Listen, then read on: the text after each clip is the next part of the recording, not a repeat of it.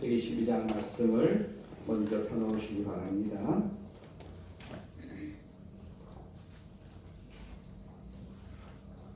저는 오늘 창세기 12장 말씀과 마태복음 28장을 중심으로 우리는 세상의 복이 되기 위하여 먼저 복을 받은 자입니다 라는 제목으로 함께 은혜를 나누고자 합니다. 저하고 오랫동안 지내신 분들은 제 그 말씀 전할 때 그 제목이 보통 10자를 넘어간 적이 거의 없죠. 그죠? 2자, 어떤 시자 이렇게 하는데 이렇게 굉장히 깁니다. 한번 따라 합시다. 우리는 세상의 복이 되기 위하여 먼저 복을 받은 자입니다. 아멘. 아멘. 6월의 첫 주일이 되었습니다. 에어컨을 틀어야 되는 따뜻한 시기가 되었는데 우리 교회는 설립 40주년을 맞이해 가졌던 꿈의 마지막 조각인 선교사 파송하는 일을 앞두고 있습니다. 삼척에서 우리 교회보다 큰 교회가 많이 있습니다. 역사가 오래된 교회들도 많이 있습니다. 그 교회들도 선교를 위해서 많이 협력하고 수고하는 것으로 알고 있지만 이렇게 교회에다가 선교사를 파송하는 것은 제가 알기로는 우리 교회가 처음이 아닐까 생각합니다. 그럼 저는 이런 우리 교회가 굉장히 자랑스럽습니다. 왜냐하면 가장 본질적이고 교회로서의 사명을 이루는 일에 이것은 목사 혼자만 결단한다고 될 문제가 아니라 온 성도들이 한 마음이 되어서 함께 기도하고 함께 헌금하며 함께 뜻을 모을 수 있었기 때문에 이런 일이 일어나는 것이고 그런 교회와 성도들이 저는 자랑스럽고 얼마나 기쁜 일인지 모르는 것입니다. 여러분, 선교는 혼자 하는 일이 아닙니다. 가는 우리 박교회 선교사님만 가서 해야 될 일이 아닙니다. 가는 사람도 중요하지만 보내는 사람도 중요한 것입니다. 우리 모두는 가든지 아니면 보내든지 모두 선교하는 일에 동참해야 될 줄로 믿습니다. 이제 7월이 되면 7월 마지막 주일이 되면은 이제 남아있는 5주간의 선교 훈련을 위해서 우리 박교회 선교사님 가정은 우리 삼척을 떠나게 됩니다. 그리고 5주간의 훈련을 마치고 그리고 또 다른 후원할 교회와 후원할 개인들을 이제 발굴해 나가는 그런 사람들을 만나는 이 작업이 되면 아마 9월 초에 파송 예배를 드리고 이제도 가을에는 선교지로 들어갈 예정을 하고 있습니다.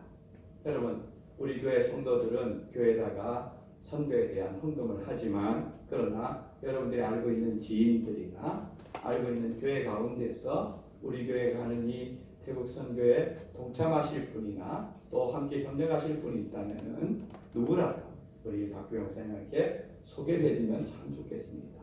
왜냐하면 우리 교회가 선교사님에 대한 모든 비용을 100% 다 부담하는 것이 아니라 주 파송이라는 말은 가장 이제 중심되어지는 역할을 하는 것이고 또 많은 여러 협력이 필요한 것을 알 수 있습니다. 여러분, 단독으로 우리가 파송할 수도 있겠지만 그보다는 여러 명의 성도들, 여러 교회가 함께 협력하여 하나님 나라를 이루어가는 것은 더 귀하고 복된 일인 것입니다. 저는 이런 역사적인 일을 앞두고 선교에 대해서 좀 알아야 되겠다는 생각으로 지난 3달간 퍼스펙티브라는 선교에 대한 훈련 프로그램을 공부하고 있는데 이제 한 2주 정도면은 이제 공부가 마쳐집니다. 제가 이것을 공부하면서 저만 배울 것이 아니라 우리 성도들과 함께 나누기 위해서 제 나름대로는 열심히 공부하며 임했습니다.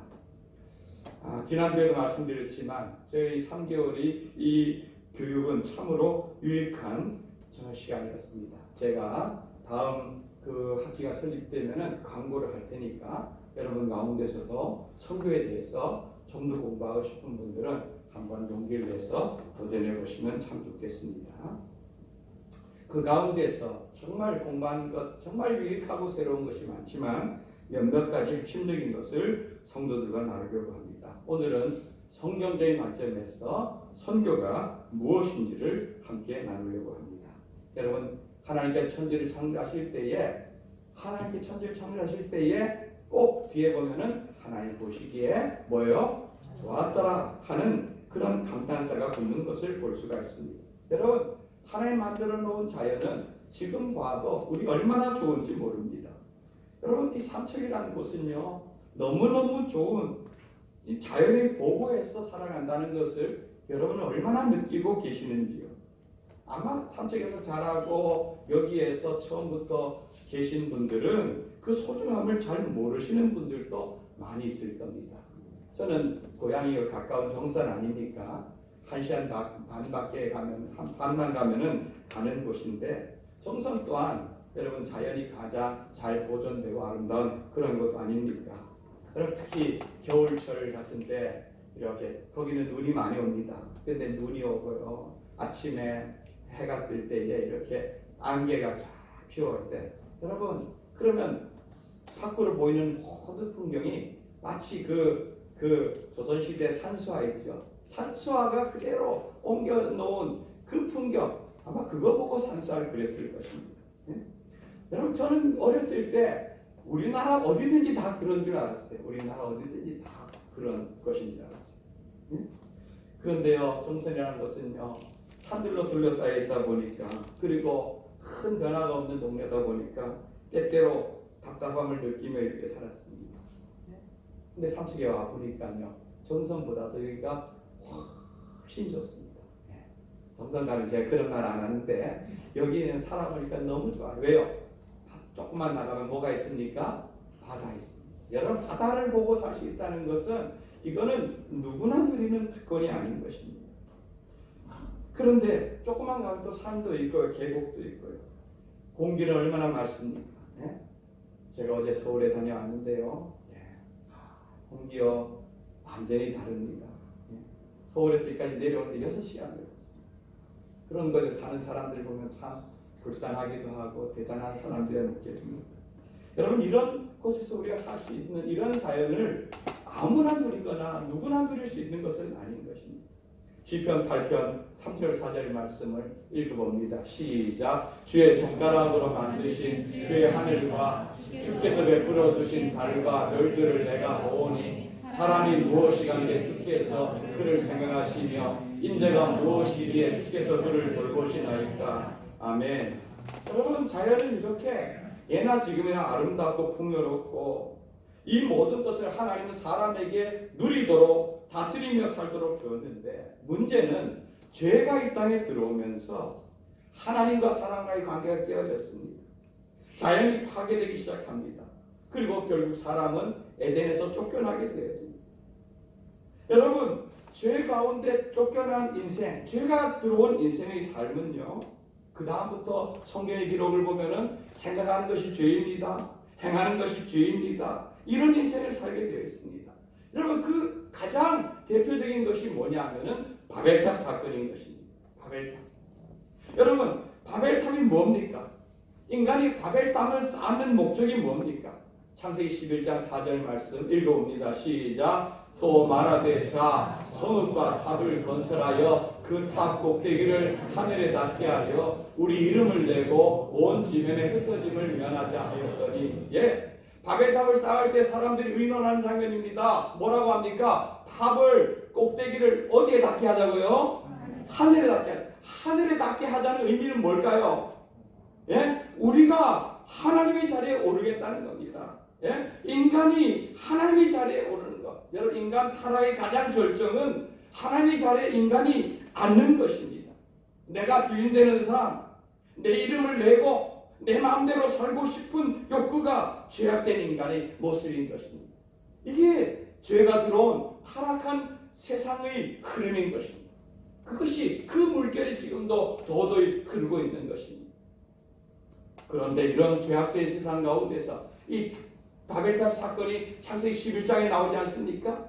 그런데 이런 죄악된 세상 가운데서 하나님께서 새로운 한 사람을 부르십니다. 그것이 창세기 12장 1절에서 3절에 나오는 말씀입니다. 한번 읽어봅니다. 시작. 여호와께서 아브라함에게 이르시되 너는 너의 고향과 친척과 아버지의 집을 떠나 내가 네게 보여줄 땅으로 가라. 내가 너로 큰 민족을 이루고 네게 복을 주어 네 이름을 창대하게 하리니 너는 복이 될지라. 너를 축복하는 자에게는 내가 복을 내리고 너를 저주하는 자에게는 내가 저주하리니 땅의 모든 족속이 너로 말미암아 복을 얻을 것이니라 하시니라. 아멘.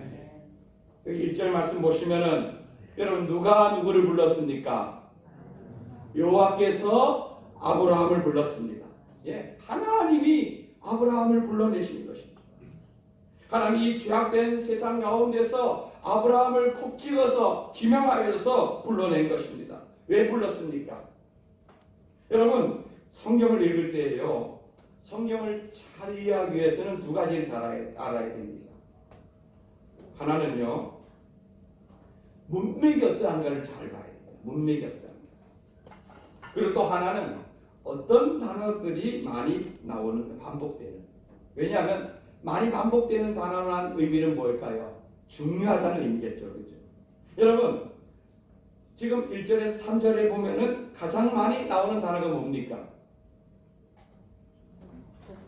아유, 예, 금방 우리 사적동국의 성도들 굉장히 똑똑하십니다. 수준이 상당히 있으십니다. 뭔 단어가 많이 나옵니까? 복이라는 단어가 많이 나옵니다. 몇 번 나옵니까? 5번 나옵니다. 5번. 그죠? 예. 그러면 이 문맥에서 통하여서 알 수 있는 것, 문맥은 문장 전체를 잘 봐야 됩니다. 여러분, 제가 원주에 가서 제 친구 우리 목사님 찾아가서 좀 대화를 하는, 몇 주 전에 대화를 하는 장면이 있는데, 그분 교회 다니는 집사님 아내가 신천지에 빠졌어요. 그래서 제 신천지 사람들, 신천지 교육하는 교육장들, 이런 사람들하고 지금 매주 한 번씩 만나서 토론을 하고 성경을 갖고 얘기 나오고 이러는데, 이 목사님이 하는 말이 그거예요. 야, 신천 사람들은 성경을 문맥을 전혀 안 본다. 성도들이 문맥만 안 가면은 신천지에 빠질 이유가 없는데, 문맥 무시하고 그냥 거기서 가르쳐주는 대로 그걸 받으니까, 성경을 문맥을 잘 봐야 됩니다. 여러분, 성경 오늘 12장 1절에서 3절까지 하나님께서 하신 주요 문맥의 내용이 뭐냐 하면은, 내가 너에게 아브라함을 부르면서 내가 너에게 복을 주어, 예? 3절 끝에 보면은 땅의 모든 족속이 너로 말미암아 복을 얻게 한다. 여러분, 이게 하나님이 아브라함을 부른 목적인 줄 믿습니다. 하나님은 아브라함 한 사람에게만 복을 주시는 것이 아니라 그를 통하여서 땅의 모든 족속이 복을 얻도록 하는 것이 하나님이 그를 부르신 목적인 줄 믿습니다.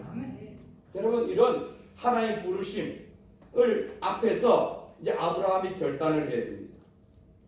여러분, 아브라함에게 하나님 요구한 것이 뭡니까? 1절에 보면은 아브라함아, 너는 너의 고향과 친척과 아버지 집을 떠나 내가 네게 지시하는 땅으로 가면 내가 너에게 복을 주고 너를 통하여서 모든 족속이 복을 받도록 하겠다. 이걸 말씀하고 있는 것이죠. 여러분, 이제 아브라함은 둘 중에 하나를 택해야 됩니다. 고향과 친척과 아버지 집. 여러분, 이거는요, 저와 여러분들이 세상을 살아갈 때에 우리에게 얼마나 위로가 되고 힘이 되고 안정감을 주는 것입니까? 우리 삶에 얼마나 든든한 배경입니까? 그죠? 내 고향, 우리 친척들, 아버지 집. 예? 고향 까마귀만 봐도 반갑다는 말이 있고, 그죠? 친척이나 아버지 집만큼 우리에게 든든한 구원자가 어디에 있습니까? 그런데 이제 아브라함은 보이지 않는 하나님의 약속을 믿고 보이는 고향, 친척, 아버지 집을 떠나느냐, 아니면 하나님의 약속을 포기하고 집에 머무느냐, 이 갈림길에 있을 때에 아브라함은요, 하나님의 약속의 말씀을 붙잡았습니다.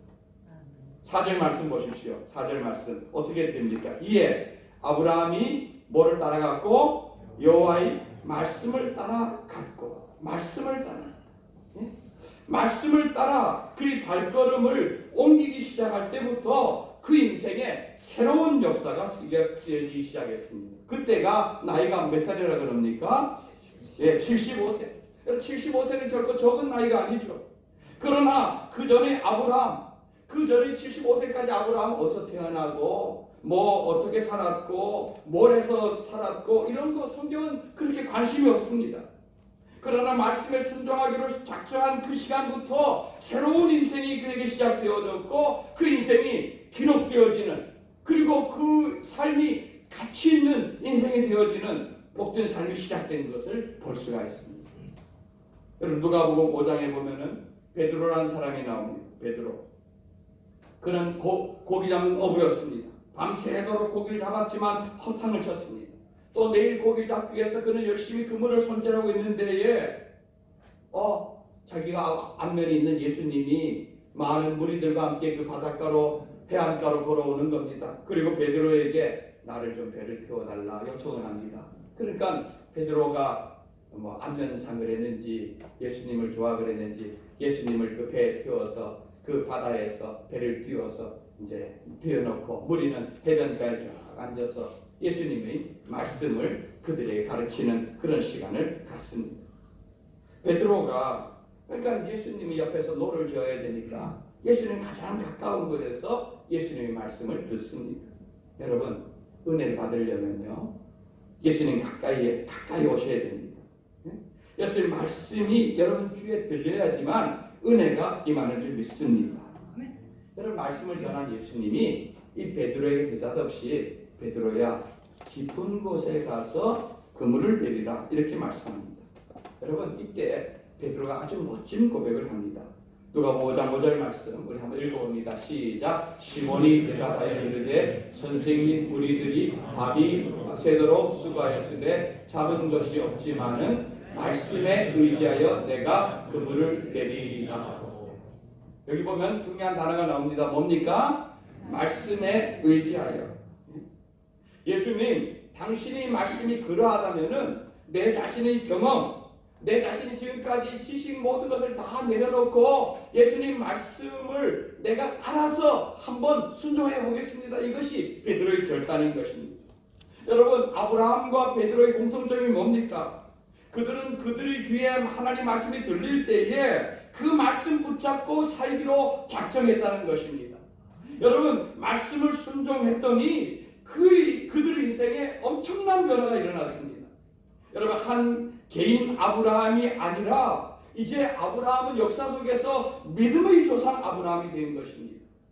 고대 남는 어부 베드로가 아니라 사람 남는 어부 초대교회의 교회의 지도자 베드로가 하나님 말씀에 순종하는 그 걸음부터 그 시간부터 시작된 것을 믿으시기 바랍니다. 여러분 그들이 하나님의 말씀을 따라 시작된 그것을 통하여서 하나님의 일들을 쓰임 받았는데요. 그런데 우리가 먼저 알아야 될 게 있습니다. 뭐냐면은 그러면 하나님께서 아브라함에게 내가 너로 복이 되게 복을 주겠다. 모든 민족이 너를 통해 복을 얻게 하겠다 하는 그 복이 뭔지 우리가 알아야 되지 않겠습니까? 여러분 복 이러면 여러분 가장 먼저 떠오르는 것이 뭐가 복이라고 생각합니까? 어떤 게 떠오릅니까? 아마 우리가 세상에서 가장 많이 듣는 것은 물질, 돈 많이 버는 것, 그죠? 그 다음에 건강한 것, 그 다음에 자식들 잘 되는 것. 아마 우리가 세상 사람들이 추구하는 복이 줄 압니다. 여러분 그런 면에서 아브라함 성경에 보면 그가 기르던 그와 함께 있는 따르는 종이 318명, 남자 전쟁에서 나갈 수 있는 사람이 318명에 기록되고 있습니다. 그러니까 여종이나 아이들이나 이렇게 하면은 아브라함도 한 시대에 수천 명의 사람을 거느리고 식소를 거느린 이런 큰 부자인 것은 틀림없는 사실입니다. 또 175세를 살았으니 적은 나이로 사는 것은 아니지요. 8명의 자녀를 낳았으니 적게 낳은 것도 아닌 것입니다. 그러나 성경에도 보면 또 세계 역사 속에 보면 아브라함보다 훨씬 부자고 훨씬 오래 사는 사람들이 많이 있습니다. 그걸 가지고 아브라함은 복이라고 말하지 성경에서 말하는 복은 아닐 것입니다. 그럼 아브라함이 하나님께 받은 복이 뭘까요? 이 아브라함에 대하여서 신약 성경은 뭐라고 해석하는지 우리 히브리서 11장 9절에서 10절 말씀을 한번 보기를 원합니다. 시작. 믿음으로 그가 이방의 땅에 있는 것 같이 약속의 땅에 거류하여 동일한 약속을 유업으로 함께 받은 이삭 및 야곱과 더불어 장막에 거하였으니 이는 그가 하나님이 계획하시고 지으실 터가 있는 성을 알았습니다. 아멘.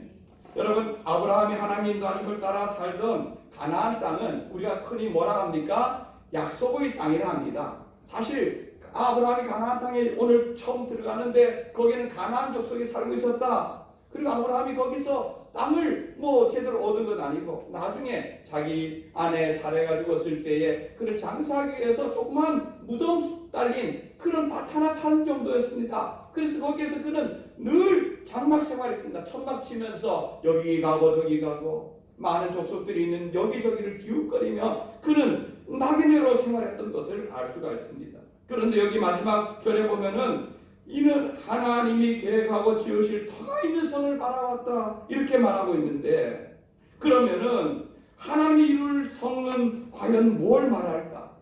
이거는 나중에 이스라엘 땅이 될, 그리고 예루살렘이 이스라엘의 수도가 될 예루살렘 성을 가리킬 것인가? 여러분, 그것이 아니라고 성경은 분명히 말하고 있습니다.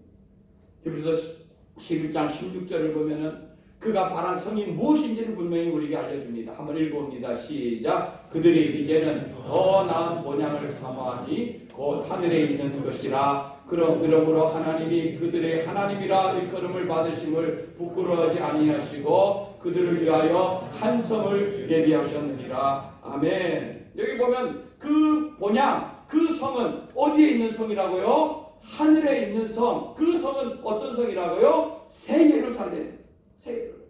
즉 천국을 가리키는 것입니다. 우리 하나님 아버지와 함께 영원히 살 하나님 나라를 가리키는 것입니다.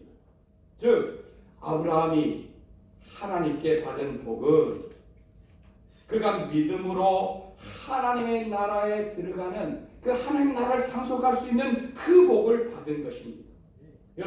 여러분도 하나님 나라에 들어갈 수 있습니까? 아브라함이 가졌던 그 믿음을 여러분도 갖고 있습니까? 그러면 저와 여러분은 그 아브라함의 믿음의 후손인 줄 믿습니다. 예? 우리도 그런 믿음으로 그 나라를 바라보기 때문에 그렇습니다.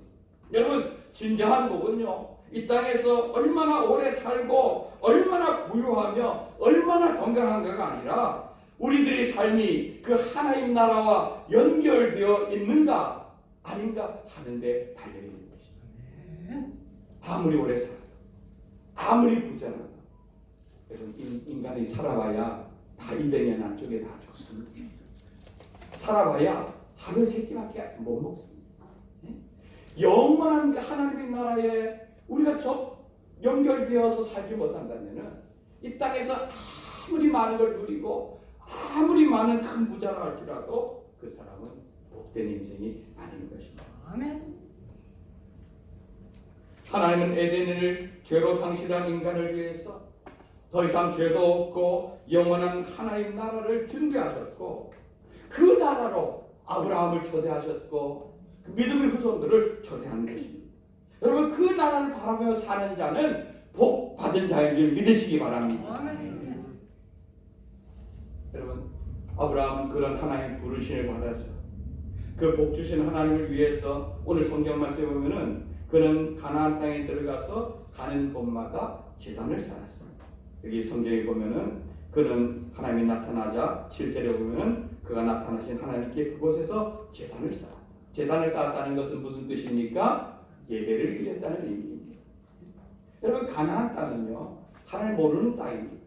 근데 하나님을 알고 믿는 아브라함이 그 땅에 들어가면서 예배가 없던 가나안 땅에 첫 예배가 하나님께 드려진 것입니다. 수많은 사람 가운데 선택하시고 구원해내신 그 하나님께 감사의 예배를 드리는 것이죠. 성교가 뭡니까? 성교가.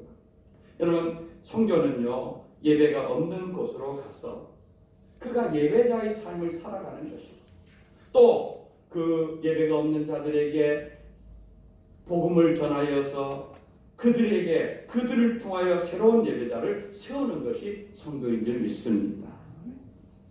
오늘 우리가 읽은 마태복음 28장은 이제 부활하신 예수님이 제자들에게 주신 첫 명령인 것입니다.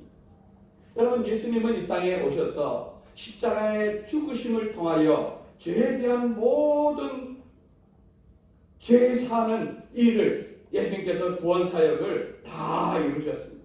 십자가의 마지막 말이 뭡니까? 다 이루었다. 다 이루었다. 그 다 이루었다는 의미는 뭡니까? 다 지불했다. 예? 죄에 대한 모든 값을 다 지불했다. 이제 그 예수님의 십자가의 보혈을 믿는 그 사람들에게는 죄가 더 이상 왕노릇하지 못하는 그 일을 주님은 십자가를 통해서 이루신 것입니다. 그리고 부활의 첫 열매가 되셨습니다. 여러분, 부활의 첫 열매라는 의미는 뭡니까? 예수 믿는 자들도 다 누구든지 이 땅에서 죽지만 예수님과 같이 다시 부활할 수 있는 그 첫 열매가 예수님이 되었고, 우리는 그 후속 열매로 주님 앞에 다시 설 그날을 기약하고 바라볼 수 있다는 것입니다. 이제 예수님은 다 이루신 그 예수님은 하나님 나라로 가시기 전에 제자들을 모아놓고 그들의 유언적인 명령을 하십니다. 오늘 말씀에 보면은 거기 모였던 11 제자들 가운데 아직도 예수님의 부활에 대해서 마음속으로 예수님이 과연 살아나셨을까? 저분이 과연 우리가 따르던 그 예수님 맞을까? 가짜가 아닐까 하는 이런 의심하는 마음들이 있는 그런 제자들도 있었지만, 그러나 예수님은 그들에게 앞으로 그들이 해야 될 분명한 그것을 말씀했습니다. 오늘 19절 20절 말씀을 한번 읽어봅니다. 시작. 그러므로 너희는 가서 모든 민족을 제자로 삼아 아버지와 아들과 성령의 이름으로 세례를 베풀고 내가 너희에게 분부한 모든 것을 가르쳐 지키게 하라. 볼지어다 내가 세상 끝날까지 너희와 항상 함께 있으리라 하시니라. 아멘. 여기 보면 그 제자들에게 너희는 모든 민족에게 가라. 모든 민족에게 가라. 그리고 그들로 너희들과 같이 제자 되게 하고 하나님의 말씀을 가르쳐서 지키게 하라. 이걸 이렇게 말씀하고 있습니다. 여러분, 그래서 이 제자된 그 11 제자들은요, 예수님의 말씀을 따라서 어떤 사람들은 터키로, 어떤 사람들은 아프리카로, 어떤 제자는 인도로, 어떤 사람들은 그 현장에서 이렇게 각각 하나님의 복음을 위해서, 하나님 나라를 세우기 위해서 가서 모든 11 제자들이 다 순교로 그들의 인생을 마치는 것을 볼 수가 있는 것입니다. 여러분, 그렇게 해서 저희들도 이 복음이 전해져서, 여러분, 구약의 창세기 12장에서 하나님께서 아브라함을 부르면서 내가 너로 복을 지어 모든 민족의 복이 되게 하였다는 말씀은 구약에 주신 하나님의 큰 대위임령이라면, 오늘 마태복음 28장에서 주어진 제자들에게 준 위임령은 이 신약시대에 예수님을 따르고 믿는 자들에게 주신 주님의 위임령인 줄 믿습니다. 그 말은 뭡니까? 누구에게 가서든지 이 복음을 전하여서 그들로 하나님이 주님의 제자 삼고 가르쳐 지키게 하라는 이 말씀을 따라 초대교회가 시작되었고, 그 교회가 지금까지 이 말씀에 순종하여서 2000년 동안 계속 교회를 통해서 이 일을 계속해온 것을 알 수가 있습니다. 여러분, 이제 우리 교회도 이제는 이 복음을 전파받은 이 복음을 이제 다른 나라에 전하는 이 일을 시작하는 것이 되었는데, 저희들은 태국의 타이족을 저희들이 선교의 대상으로 품었습니다. 여러분, 태국에 선교사님들이 적게 들어가 있는 것이 아닙니다.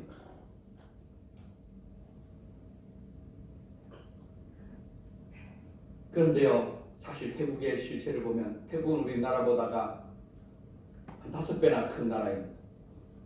그런데 선교사님들이, 우리나라 선교사님들도 여러 번 가 있지만 그분들이 저 북쪽에 있는 치앙마이, 여러분, 그 치앙마이 쪽은 지금 미얀마라고 하는 나라 있죠. 미얀마라는 나라와 접해 있는, 거기는 뭐 가렌조 등등 여러 산족과 부족들이 많이 사는 그런 곳입니다. 그런 부족들은 복음 전해지기가 훨씬 쉽습니다. 자연환경도 좋습니다. 그러다 보니 선교사님들이 거기에 가서 열매가 많고 이러니까 거기 가서 많이 복음을 전합니다. 그리고 태국 방콕에는 여러 가지 자녀 교육이나 환경이 좋으니 거기에 많이 머물러 있습니다.